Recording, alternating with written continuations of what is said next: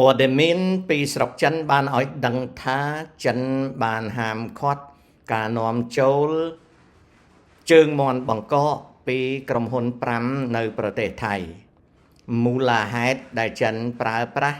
កត្តាហាមឃាត់នេះគឺជានយោបាយពាណិជ្ជកម្មមួយដែលចិនប្រហែលជាសម្ដែងការមិនសប្បាយចិត្តចំពោះគំនិតកលល្បិចម្ដងអីចេះចុះរបស់ពួកសៀមទទួលនៅការហាមឃាត់ជាច្រើនប្រទេសហើយឥឡូវនេះផលិតផលនិងទំនិញសៀមមកកាន់អាមេរិកស្ថិតនៅក្រោមការស៊ើបអង្កេតរបស់សហរដ្ឋអាមេរិកបើរកឃើញថាមានបញ្ហាអាមេរិកាំងនឹងដំឡើងពន្ធគយលើទំនិញទាំងអស់នោះឡើងវិញសមស្របនឹងភាពប្រហើនរបស់មេដឹកនាំដូចសីហស័ក្តិ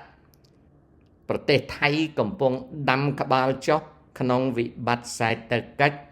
និងបំណុលជំទឹះ